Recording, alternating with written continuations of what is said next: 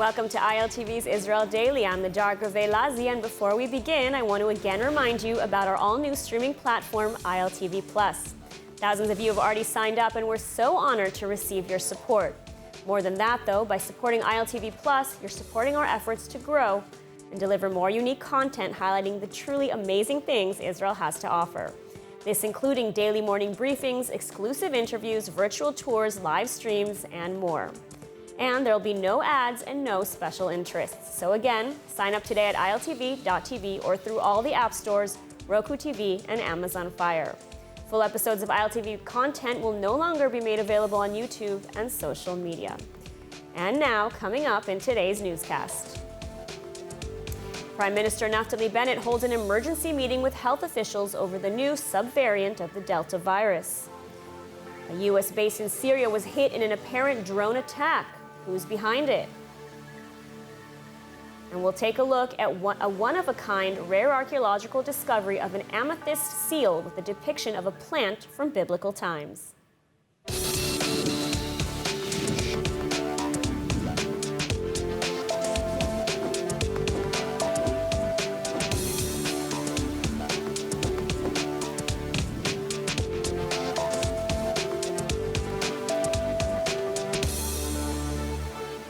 Prime Minister Naftali Bennett convened an emergency meeting Wednesday evening with health officials over the new AY4.2 Delta strain variant, which so far only isolated cases have been discovered in Israel.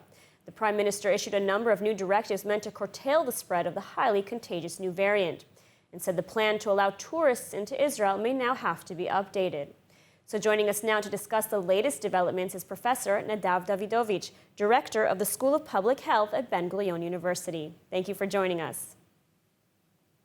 Hi, actually, I'm now in Eilat at the beautiful Ben-Gurion campus. We are celebrating today the opening of a new Master in Health Administration here, and I'm mentioning it because this is also part of strengthening healthcare system in the periphery, something that we saw during COVID.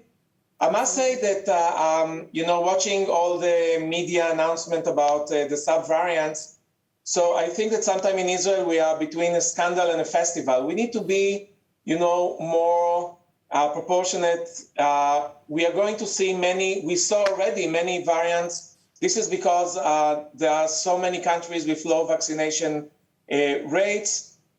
We strengthen the possibilities to do surveillance, including the genetic typing. This is why we see all these new variants. We had in Israel already several, maybe 5 cases, and we need to be very alert.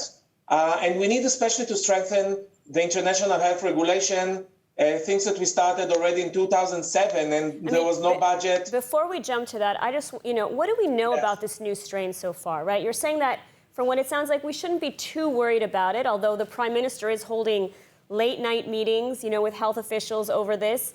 It's starting to spread in the UK. Do we know if the vaccines are effective against it? What do we know? So in the UK, it's already accountable for about 8% of new cases.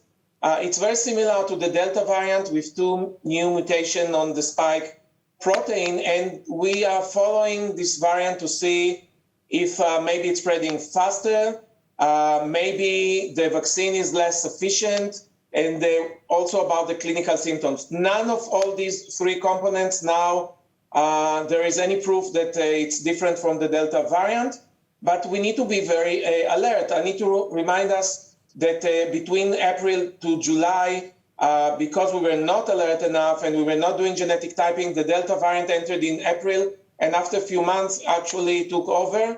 So this is something that we need to prevent, and we need to do so by collaborating with other countries like we're doing now, and of course continuing vaccinating, because when people are not vaccinated, this is a fertile ground to develop new variants. But apart from that, it's very similar to things we were doing in the past. This time I hope that enforcement about people returning to Israel will be much better. We invested lots of energies for that. I'm happy that the Prime Minister is interested in strengthening the public healthcare system. We need to do so on all levels, including the new deal that is made with the interns, including in the periphery, and strengthening the vaccination campaign and also all other components, including those returning from abroad. So we need to be alert, but not panicking. All right, Professor Nadav Davidovich, thank you so much for taking the time to speak with us about this important issue.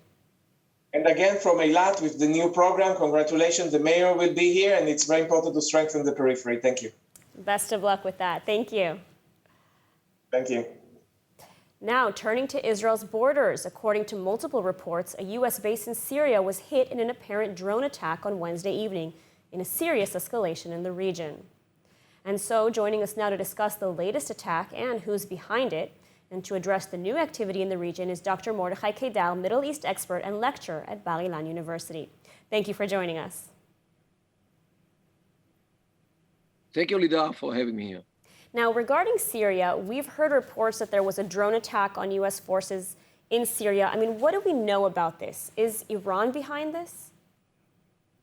Well, anything with drones done in the Middle East today is suspected to be, in most chances, Iran.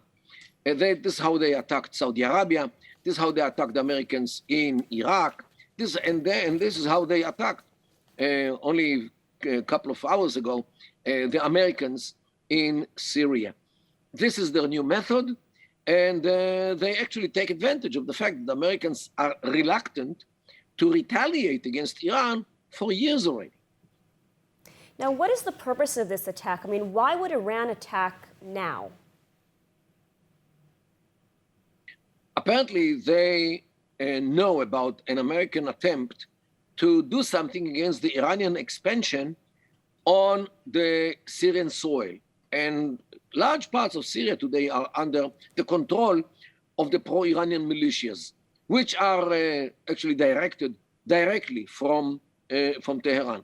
And since Americans once in a while act against them, they wanted to show the Americans who is the master of the place.